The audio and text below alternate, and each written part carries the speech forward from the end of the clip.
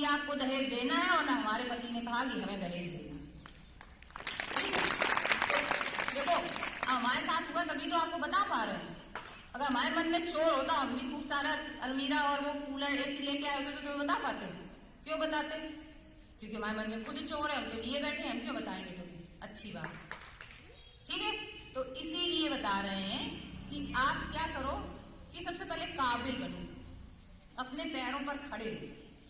ठीक है, हमारे यहाँ सिस्टम ये है ना कि जो ताकतवर होता है बात उसी सुनी जाती है, सुनी जाती है कि नहीं?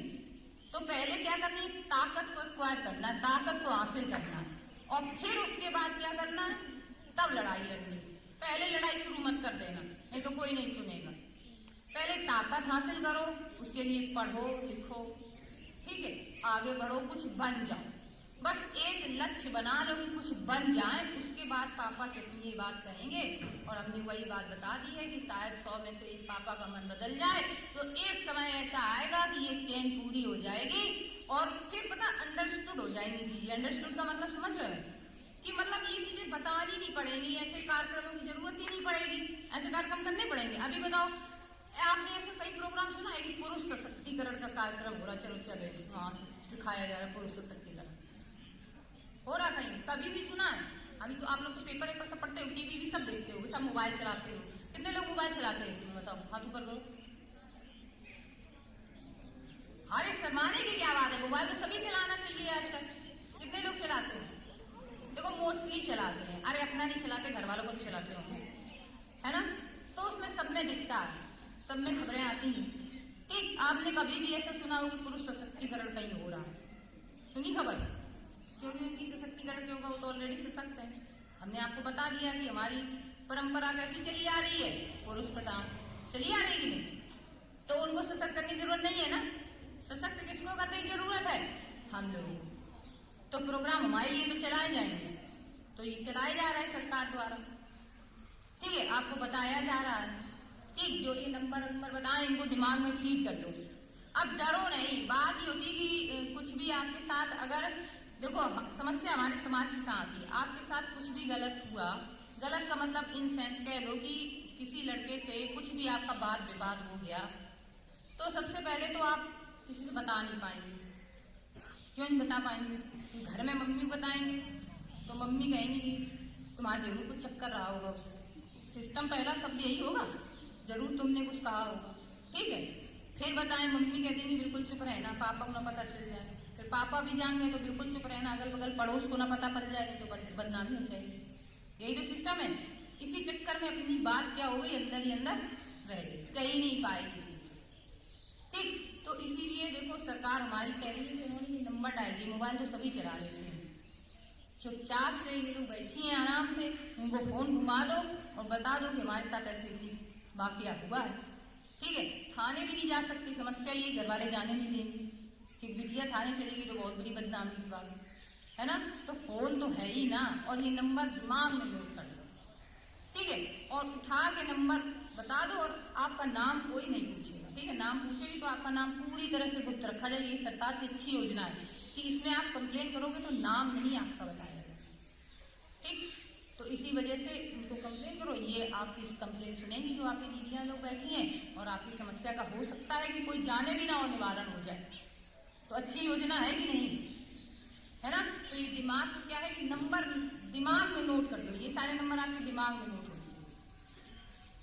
ठीक, अब देखो बात वहीं पे फिर आ जाती है कि सबसे पहले आपको शिक्षित बनना है। हमारे यहाँ सिस्टम क्या है कि हमारे यहाँ देखो सीधा सिस्टम है आपका कि लड़कियों को चाहे कितनी पढ़ने में होशियार हो, लेकिन उसे क्या करा जाएगा, थोड़ा सा नीचे रखा जाएगा। अगर लड़का होशियार, घर में अगर 4 बच्चे हैं और 2 लड़का 2 लड़की, तो लड़कों को अच्छा एजुकेशन दिलाने के बाहर भेज देते मम्मी पापा, और हम लोग कहते थे प्राइमरी में पढ़ लो, जूनियर में पढ़ लो, यही तुम्हारा भला हो जाएगा। तुमको कौन सा जाके आगे कलेक्टर बनना है, तुम्हें तो रोटी ही करनी है ना। यही सिस्टम तो है।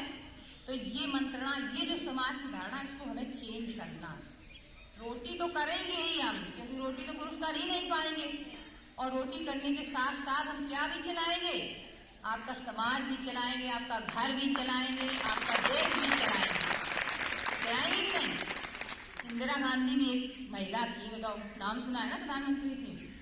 उन्होंने भी रोटी बनाई है, ऐसी बात थोड़ी ना कि रोटी नहीं बनाई, लेकिन कहाँ देश चला गई सोचो, एक इकलौती महिला देश चला गई सोचो, और सब लोग आज इसका नाम लेते हैं। तो कम से कम देश नहीं चला सकते तो अपना समाज घर मोहल्ला तो चला ही सकते हैं, इतनी तो काबिलियत रखें अपने अंदर, ठीक। और बुराई की बात वही हमने आपको सीधा बता दिया है कि आप बस वो अलमारी और कूलर और पंखे में खुश होने की कोशिश ना करें, बिल्कुल भी। वो अपने दिमाग से निकाल दो।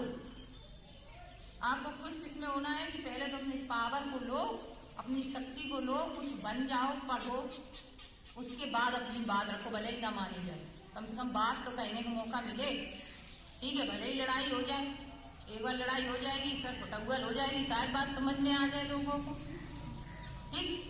तो ये ना करना। अभी देखो एक उन्होंने बात बताई थी विनोद जी ने, ये कहा था ना कि मतलब लड़कियों को कोई आशीर्वाद नहीं देता घर में कि आपके लड़की हो जाए, सबको कहते हैं लड़का हो जाए, है ना, पुत्र हो जाए। तो समाज की संरचना समझ लो। अब ये आशीर्वाद देता कौन है, पहले यही बताओ। हम ही आप जो आगे चल के दादी नानी काकी बन जाएंगे ना, और फिर यही आशीर्वाद आगे को ट्रांसफर करेंगे कि तुम्हारा लड़का हो जाए, है ना।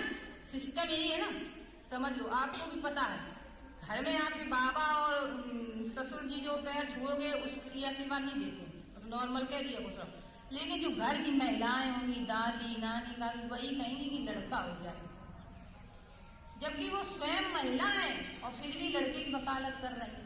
अब बताओ ऐसा क्यों करती है? ऐसा किसी को पता है? क्योंकि वो तो स्वयं एक लड़की है, एक महिला है, और फिर भी कहती है कि लड़का हो जाए, और फिर भी घर में लड़के को माँ है वो प्रेफरेंस देती है। क्यों देती है बताओ? क्योंकि हमारे समाज की संरचना ही यही है कि घर का मुखिया कौन, वही सिस्टम है। लड़की को तो सेकेंडरी समझा जा रहा ना, कि आप तो दोयम दर्जे की। अब बात समझो कि हमारे यहाँ सिस्टम ये है कि आपने सुना होगा ब्राह्मण क्षत्रिय वैश्य शूद्र, इतिहास में पढ़ते हो ना। शुरुआत से महिलाओं को पता शूद्र वाली श्रेणी में रखा गया था।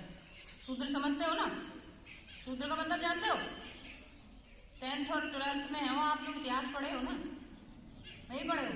शूद्र का मतलब होता है जिसको छू नहीं सकते, अछूत जिसको बोलते हैं, ठीक है। हमारे यहाँ जिनको कैटेगरी में रखा गया स्लीपर वगैरह, कि जिनको हम छूते नहीं, और समय वो था तब हम लोगों को उसी श्रेणी में रखा गया था। यानी कि हम लोगों का काम क्या था? केवल शादी करो, बच्चे पैदा करो और घर में रोटी बनाओ, केवल 3 काम। और आपको घर के बाहर की चीजों से मतलब नहीं होना चाहिए। लेकिन अभी ऐसा नहीं, ठीक। अभी क्या है कि आप यहाँ स्कूल आ रही हैं, ठीक। अब ये नहीं है कि स्कूल आ रही, हमने इंटर कर लिया और बस घर वालों को शादी की चिंता सताने लगी। अब चिंता तो उनकी सताएगी भाई, जब आप पढ़ोगी नहीं आगे तो चिंता सताएगी। सोचेंगे लड़की पढ़ने में मन ही नहीं लग रहा तो शादी ही कर दो, क्योंकि यहाँ लड़की का भविष्य भारत में क्या है? केवल शादी। उसकी सबसे बड़ी जॉब क्या मानी जाती है? शादी। शादी हो जाए बढ़िया लड़के से, यही उसका सबसे बड़ा कैरियर है ना। और इसको कैरियर मत बनाओ, ठीक। संघर्ष करो, हमने भी बहुत संघर्ष किए, ये जो बैठी हैं इन्होंने भी बहुत संघर्ष किए हो, तब जाके यहाँ बैठी हैं, ठीक। हमने भी बहुत संघर्ष किए, शुरुआत से हम भी प्राइमरी स्कूल में पढ़े हैं, ठीक, बिल्कुल गांव में रहे हैं। लेकिन हमने जब क्या कहते हैं अपने मन की ठानी, लेकिन हमारे पिताजी इस मामले में थोड़े से अच्छे विचारों के थे। हमारी 4 बहनें और 1 भाई है, और सभी सरकारी सर्विस में, ठीक। हम मिला के 5 सरकारी नौकरी में। तो पिताजी की थोड़ी सी सोच अच्छी थी कि उन्होंने ये सोचा, उनके पास पैसा नहीं था, देखो, ठीक है, किसान थे नॉर्मल से, थोड़ी सी खेती वाले। तो ये सोचा कि हम अपनी बेटियों को पढ़ा दें, और चूंकि उनको लगा कि भाई बेटियां पढ़ने में ठीक है, तो हमें क्या करना पड़ेगा। आपको आजकल पता है शादी कर रहे, समझ रहे हो ना, कि अगर लड़का डॉक्टर इंजीनियर है तो कैसा भाव है? 10 लाख का, और अगर IAS है तो 40 लाख का है भाव।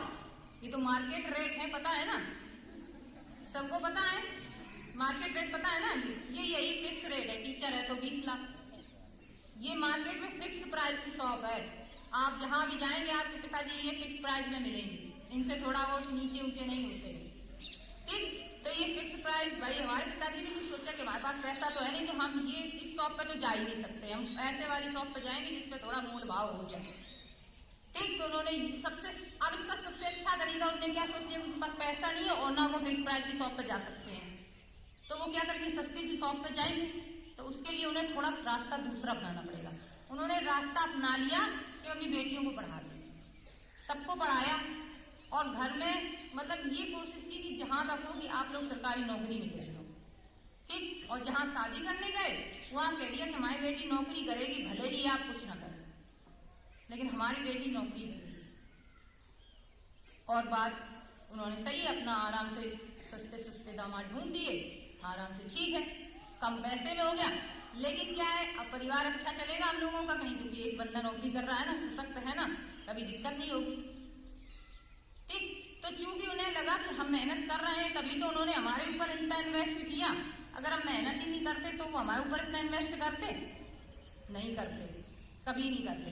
अगर आप भी मेहनत नहीं करेंगे तो आपके पिताजी खुद ही समझ जाएंगे, वो तो भाई माँ बाप इतने एक्सपीरियंस्ड होते हैं, इतना समाज देखे हुए हैं कि उनको लगेगा कि बेटी नहीं पढ़ रही है तो वो आपके ऊपर इन्वेस्ट नहीं करेंगे, और फिर आपसे तो कुछ फायदा भी नहीं है।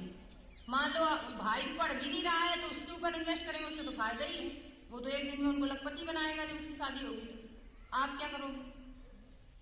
आप कुछ तो दे जाओगी उनको? नहीं दे जाओगे। नौकरी भी लग जाएगी तो शादी हो जाएगी तो ससुराल वालों के लिए समर्पित हो जाओगी, माता पिता को भूल जाओगी, तो फिर वो आपके ऊपर इन्वेस्ट क्यों करें? भाई हम किसी नौकरी में अगर किसी भी अगर धंधे में पैसा लगाते हैं तो हम क्या चाहते हैं, हमें उसका कुछ मिले तब तो हम पैसा लगाएं। आपके ऊपर पैसा क्यों लगाया जाए? आपसे आपके माँ बाप को कुछ मिलेगा? बताओ, हाँ या ना में उत्तर तो दो कि मिलेगा कुछ? नहीं मिलेगा, ठीक। पहली बात तो शादी हो जाएगी, आप अपने माँ बाप को भूल जाओगे, जबकि आपका फर्ज क्या होना चाहिए कि जिन्होंने हमें पढ़ाया लिखाया इस काबिल बनाया, कम से कम उनके लिए कुछ तो कर दें, अच्छा कर दे कि नहीं? कम से कम हमें 40,000 सैलरी मिल रही तो 20,000 तो उनको दे दे महीने का, और किसमें दम है कह लो हमसे हमारे पति का है और हमारे ससुराल वाले के हम क्यों ना दें? कि हमारे माँ बाप ने नहीं हमें पढ़ाया है, आप ही के ऊपर इन्वेस्ट किया गया, हमारे ऊपर भी तो इन्वेस्ट किया गया। तो उसी दिन क्या होगा ना, समाज की सोच बदल जाएगी, सबकी सोच बदल जाएगी लड़कियों के प्रति। क्या बदल जाएगी कि यार लड़की और लड़के में तो कोई अंतर ही नहीं, जैसे बेटा मदद करता अपने माँ बाप की वैसे बेटी कर रही है, तो अब फर्क कहाँ रह गया? लेकिन इसको करने में भी बहुत समय लगेगा, लगेगा कि नहीं? बहुत ज्यादा समय लगेगा। तो लेकिन शुरुआत तो कहीं ना कहीं से करनी होगी। आजादी हमें मिली थी कि एक दिन में मिली, 200 साल में मिली थी आजादी, और 200 साल के लिए 200 कदम चलने के लिए एक कदम तो चलना पड़ेगा, चलना पड़ेगा कि नहीं? तो एक कदम आप चलें, जब एक कदम आप चलेंगे तो शायद आपके पीछे घर वाले आपके चल रहे 2 कदम। तो प्रयास किसको करना पड़ेगा? हम ही लोगों, ठीक है। और इसके लिए प्रयास करने के लिए चोरी नहीं होनी चाहिए मन में। और फिर हमने बता दिया कि नौकरी पाने के लिए बहुत मेहनत करनी पड़ती है इस समय, ठीक। ये सब लोग आपके सामने बैठे हैं, इनसे पर्सनली आप लोग पूछ सकते हैं, ठीक। हमसे पर्सनली पूछ सकते हैं कि कितना संघर्ष करना पड़ता है, क्योंकि आपको पता है कंपटीशन कितना टफ हो गया है ना। एजुकेशन में आप आगे जा रहे हो, सबकी इच्छा होगी कि हम, किसी की ये इच्छा है बता दो कि अच्छा हमें बस इंटर कर लेना और बस शादी कर लेना, ये कितने लोगों की इच्छा है बताओ? है किसी की? होगी लेकिन बताई नहीं, ऐसी नहीं है कि होगी नहीं, इसमें कम से कम ऐसी 10% होंगी लड़कियां जिनकी इच्छा होगी कि हमें केवल इंटर करनी है और शादी करके अच्छे घर में जाना है, पति कमाएगा, हमें क्या करना, खिलाएगा, उसकी तो जिम्मेदारी है।